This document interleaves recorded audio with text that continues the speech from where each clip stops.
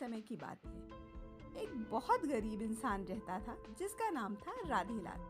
वो अपनी पत्नी के साथ एक छोटे से घर में रहता था। अपने जीवन यापन के लिए वो छोटे छोटे काम, मजदूरी, सफाई यही सब करता था, जिससे उसे थोड़ा बहुत धन मिल जाता था। उससे वो अपना और अपनी पत्नी का जीवन बिता रहा था। पर सारा दिन काम करने के बाद उसे बदले में मालिक ने केवल थोड़ा सा चावल दिया।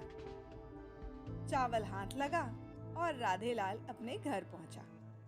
घर पहुंचा तो उसकी पत्नी दुखी होकर बोली, घर में तो अनाज का एक दाना भी नहीं है और तुम एक मुट्ठी चावल ले आए।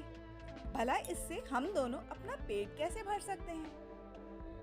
राधेलाल बहुत दुखी हुआ और थक हार कर बैठ गया। वो अभी बैठा ही था कि द्वार पर किसी की आवाज आई। राधेलाल ने जाकर देखा तो एक गेरुए कपड़े पहने हुए भिक्षुक था। वो राधेलाल से कुछ खाने को मांग रहा था।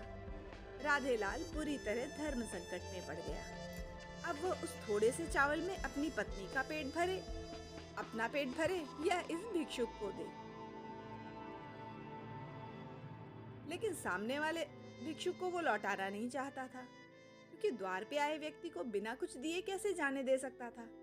इसलिए उसने वो चावल भिक्षुक की टोकरी में डाल दिए।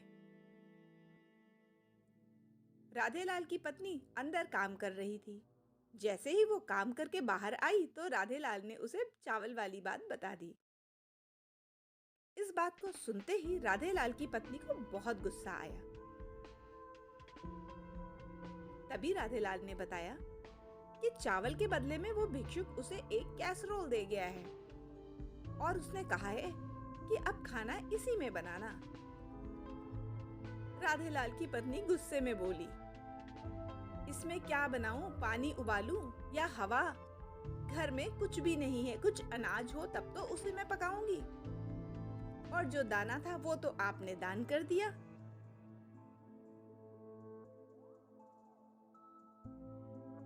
फिर राधेलाल की पत्नी ने उस कैसरोल को उठाकर देखा तो उसे वो कुछ भारी महसूस हुआ।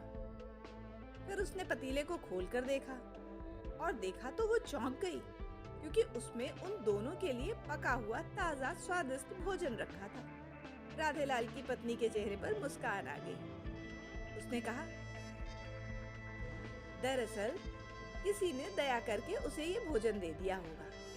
लेकिन राधेलाल को ये बात हजम नहीं हो रही थी, क्योंकि जब उसे वो पात्र मिला था तब तो वो खाली था। राधेलाल को बहुत आश्चर्य हुआ, लेकिन पत्नी इतनी भूखी थी कि राधेलाल उसे मना न कर सका और दोनों ने बैठ के शांति से उस स्वादिष्ट भोजन का आनंद लिया। जब भोजन खत्म हो गया तब राधेलाल का ध्यान उसी बात पर गया कि कहीं ये बर्तन जादुई तो नहीं है। भोजन करने के बाद ये बात उसने अपनी पत्नी को भी बताई। उसकी पत्नी के दिमाग में भी उथल पुथल चल रही थी।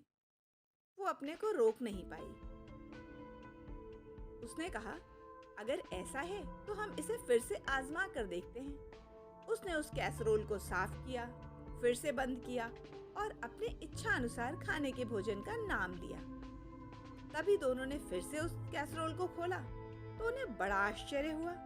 खाली कैसरोल में उनकी पसंद का भोजन भरा हुआ था। अपनी पसंद का भोजन पाकर दोनों ही बहुत खुश हो गए, क्योंकि अब उनकी भूखे रहने की समस्या का पूरा निदान हो गया था। उन्हें खाने के लिए किसी के आगे हाथ भी नहीं फहराना था और किसी से कुछ मांगना भी नहीं था। खुश होकर दोनों ने राज्य में ऐलान कर दिया कि अब शहर में कोई भी भूखा ना रहेगा। जिसे भी भूख लगे वो राधेलाल के घर आए और भरपेट भोजन करके जाए। यही नहीं, अगर किसी को बहुत भूख लगी हो और उसके परिवार में भी कोई भूखा हो तो वो भोजन उनके लिए ले भी जा सकता है। ये बात तो जैसे हवा की तरह पूरे शहर में फैल गई और बहुत सारे लोग राधेलाल के घर बिना आमंत्रण भोजन के लिए आ जाते, और जो भी आता राधेलाल की पत्नी अपने पतीले से फटाफट भोजन तैयार करके उसे दे देती। अब तो लोग भरपूर भोजन करते, स्वादिष्ट भोजन और भोजन बांध के भी ले जाते अपने घर, और राधेलाल और उसकी पत्नी की बड़ी प्रशंसा करते। और वो दोनों प्रशंसा करते थे मन ही मन अपने उस कैसरोल की और उस भिक्षुक की। फिर उन्होंने एक खुला आमंत्रण दे दिया कि जिसे जितना खाना खाना है वो हमारे यहाँ से आकर ले जाए। लेकिन ये बात वहाँ के महाजन को पता चली। महाजन ने जाके महाराज से कह दी और महाराजा को जब ये बात पता चली तो उन्हें बड़ा आश्चर्य हुआ। उन्हें लगा जरूर राधे लाल कोई गलत धंधा कर रहा है जिससे उसके पास इतना धन आ रहा है, और उन्होंने राधे लाल को बुला लिया।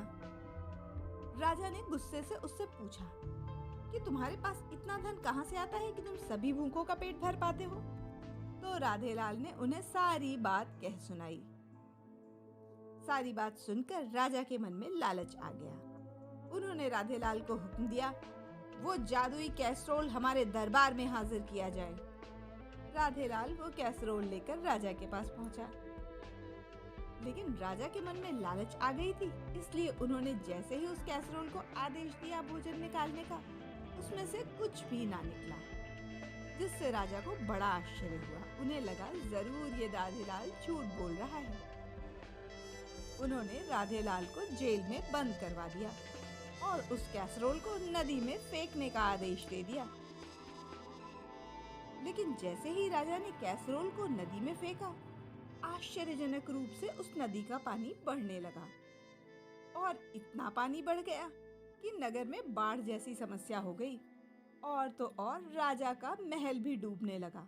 महल के कमरों में ऊपर तक पानी चढ़ने लगा। अब तो राजा बड़ी मुश्किल में पड़ गया।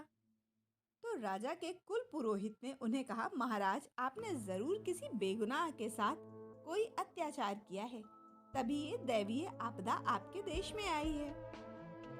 राजा ने भी इस पे विचार किया तो उनका ध्यान राधे लाल पे गया।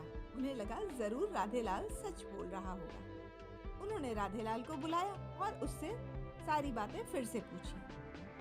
पुरोहित ने कहा, महाराज, वो कैसरोल सबके लिए उस तरह काम ना करे जैसे राधे लाल के लिए कर रहा था। राजा को बात समझ में आ गई।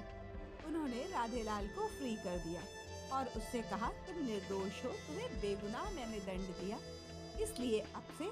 If you want to download beautiful animation cartoon character, please subscribe Alexa Green Screen channel. राजा ने बहुत सारा धन देकर राधे लाल को विदा कर दिया और साथ ही साथ उससे ये कहा कि आगे जिस भी चीज की आवश्यकता हो वो राजा से कहे, और उसे महल में काम भी दे दिया। और राधे लाल के खुशी खुशी वहां से जाते ही अपने आप पानी का जल स्तर घटने लगा और थोड़ी ही देर में सारी चीजें